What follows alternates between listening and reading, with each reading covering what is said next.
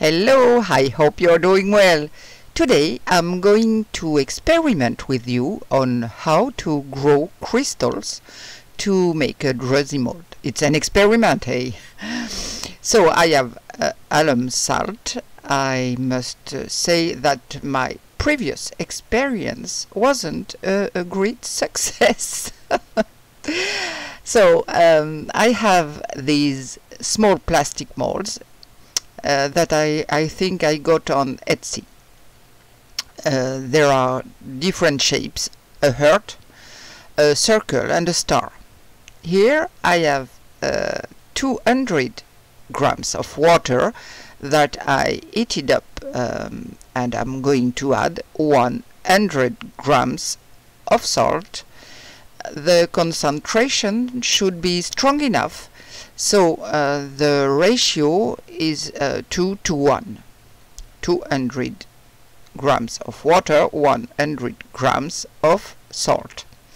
So after I have to mix until everything is dissolved. That's the theory. That's what I saw in videos. So I can see that it doesn't become transparent at all. I'm going to keep stirring. Maybe I put too much alum, but normally my ratio is good. These experiments are complicated. I like doing experiments, but I like it when it works. But here it's not dissolving. I keep stirring and stirring. My water is still hot though.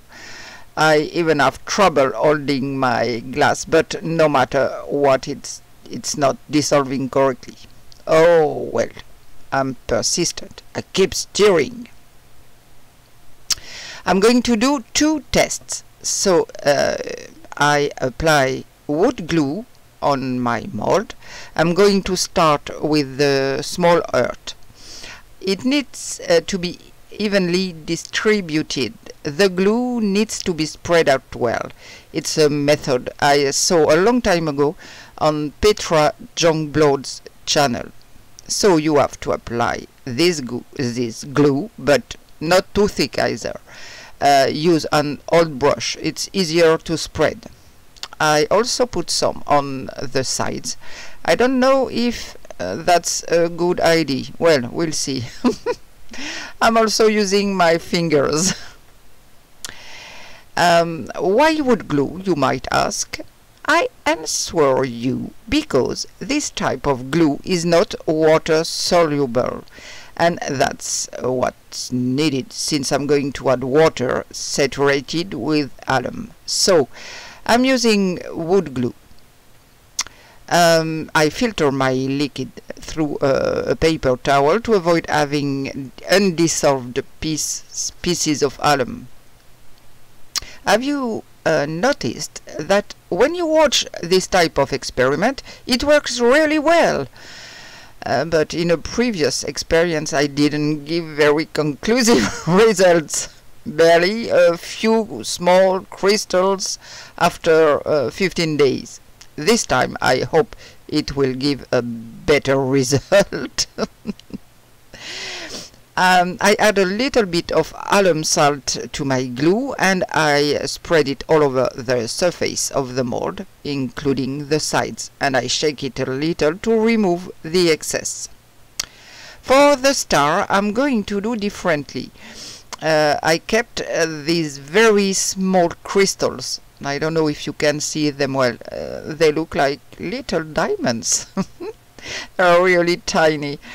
I'm going to put 1 in the star and I'm going to pour my water on the top.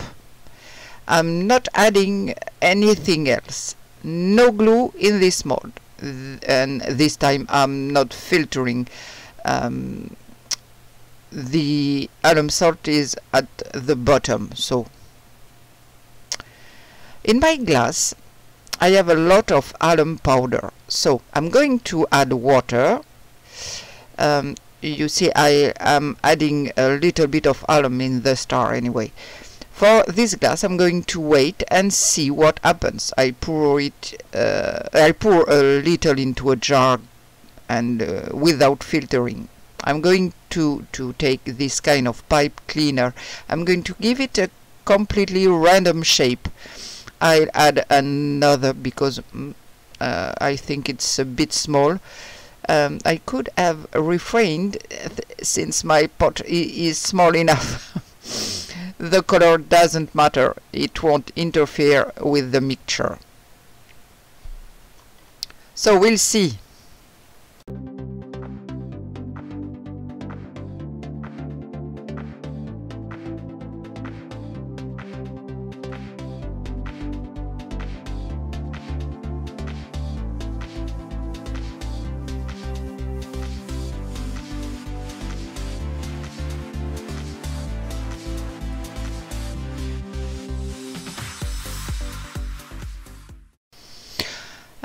I'm trying to position it in my glass. I'm going to pour my solution. It shouldn't touch the bottom or the walls. It's not easy. And then I'm going to add some of the alum salt deposit to this other glass jar.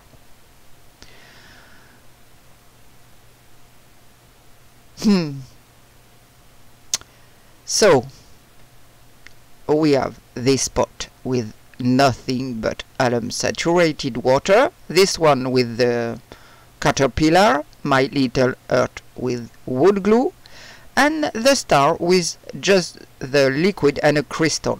All that's left is to wait.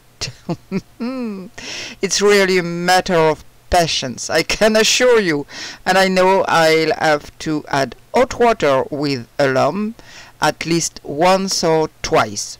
Anyway, patience, patience.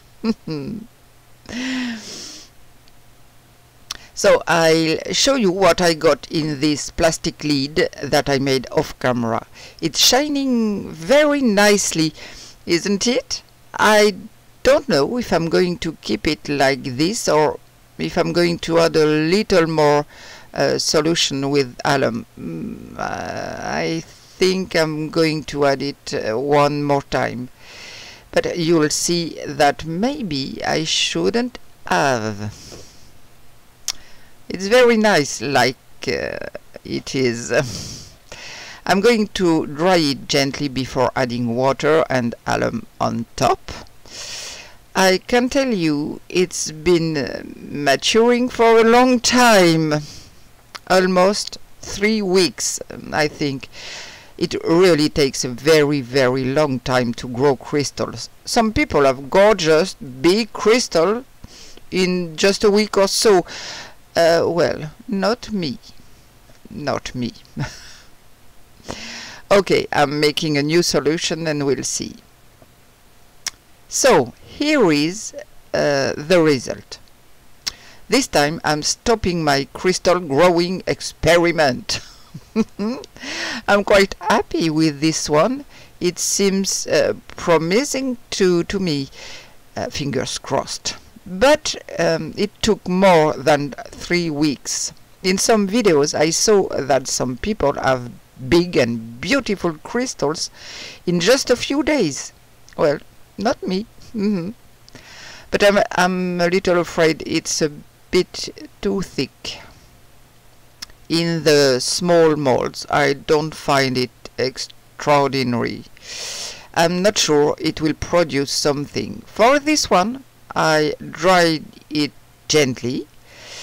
I see that some crystals are a little above and I don't seem to really hold on to others with my tweezers. I'm going to remove them, or at least I'll try. I'm going to put on some varnish, shiny varnish, hoping that everything will hold together well. I hope the varnish will seal everything. It will finally make a kind of glue. That's what I hope anyway. I'm going to spray my varnish outside because you know varnish doesn't smell good. No, it's not good. Oh yes, I wanted to show you my measuring glass. I left my wooden sticks in it and it made crystals around them. I'm going to leave them and even do another alum bath, meaning I'm going to heat up my water and add a little alum powder and put my stick back in. It's very nice, and then it can make what specialists call seeding crystals, like the one I put in my star. Yes, they are very cute. You put them in a dish, a mold or something else, and you pour your alum solution on them, and in principle you get other crystals that agglomerate around this first crystal. It seemed to have worked in the star. I tried it in a small glass and it didn't work at all, so I don't know. So whether it was my solution that wasn't concentrated enough or something else, I don't know. If there are any chemists among you, don't hesitate to tell me. Well, I'm going to apply my coat of varnish, and now my silicone is weighted. I'm going to mix it for 3 minutes. I hope I've made enough, at least for my largest mold. I know I won't have enough for all my molds. Of course, yes, I let my varnish dry for about 40 minutes. Yes, 40 minutes. The two components of the silicone being white, it's important to respect the mixing time and scrape the walls, the bottom. And now I'm going to add a tiny bit of pearl mica powder to my mixture. A tiny bit, you'll see. You see, just a little spoon. And again, it's important to mix everything carefully until the mica is well integrated and that I don't see any powder traces. Mix, mix, mix. So now I can pour. I remind you that I didn't put any wood glue in this lid. It's only the alum solution. I have a slightly big crystal in the middle that might bother me. I should have removed it. Actually, I'm not sure it's well covered. I don't want a hole, of course. That would be the last thing I need. Well, it's not a big deal.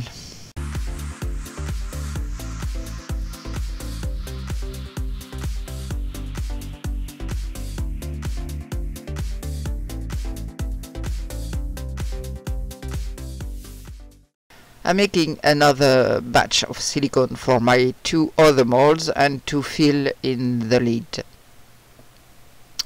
There, I've made another batch of silicone, and now I'm going to work on my two small molds, and I'm going to fill in the lid. It bothers me a bit because I don't want the mold to be too thick, but at the same time I don't want holes in the middle. I think I should have stopped at my first one when I showed you this lid in the first time. I shouldn't have added any alum solution. Anyway, it's not a big deal. It's a lesson learned. We learn something new every day. It's amazing. I have a tiny bit of silicone left. In one of my videos I tried making molds in air drying clay. You see, it's a gray clay. So I'm going to try to pour silicone in it and see what happens. I don't know.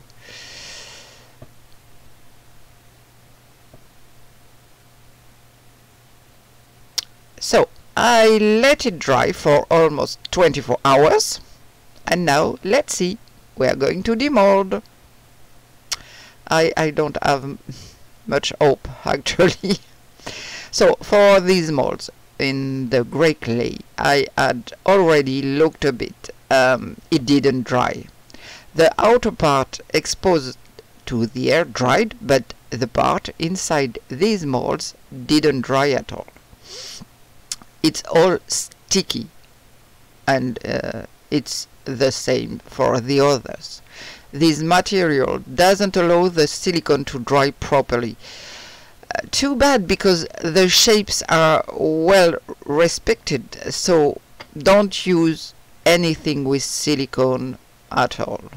And as you can see, they're completely wet inside. It's the silicone that didn't take. Well, I'm still taking them out, and my fingers are slippery. It comes off super easily. The shapes are okay, and I think it will never dry, and it's unusable. Yes. But the shapes is perfect. But I never can use them. So let's see the other molds. I confess that I'm curious, and I lift a tiny corner this morning. And well, for the star, it didn't really work. For the star, I remind you that I didn't put any glue before. Yes, it's a little hard to remove the silicone, as you can see. It looks like it has attached like in a pan. I have the little crystals flying everywhere. I even get them in my face everywhere. Oh, this one is a little bit complicated. It's really attached to the mold. I can't believe it. Normally these molds don't stick. So I have to use different tools to get it out without tearing everything. So I pull, and it's like a little lace, because the silicone has seeped underneath. So a little scissors cut. I have all my little crystals embedded in the silicone. I feel like I'm going to have fun removing them. But I have a little idea that comes to me. But you can see that my casting is thick, too thick. So I don't like it very much, of course. And I'm going to have a nice little job removing the crystals and rectifying it with the scissors. We'll see. But if my idea makes things easier. So in the star, the silicone seeped underneath, and I really have it everywhere. So let's see this one where I put glue. Yes, it seems to be going better. Yes, it comes off much better. So don't skip applying glue in the mold. I have some embedded crystals, but overall this one is not too bad. It's not a masterpiece, but let's say it's not too bad. A little too thick though. And here is my lid. I didn't put glue either, so it's a surprise. In any case, it demolds well. That's something.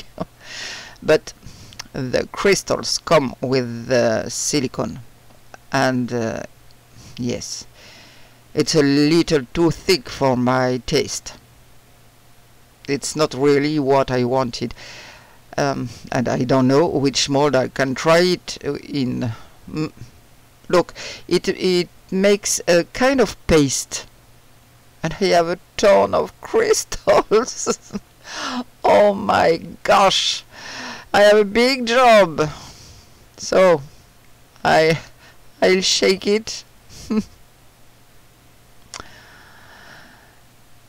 So what I'm going to do is I'm going to run these 3 molds under hot water. It will melt the remaining crystals, I hope, and then it will be easier to rectify the silicone that seeped in by cutting it with scissors. So I'll run them under hot water and show you what it looks like, or what it doesn't look like, and then rectify them with scissors.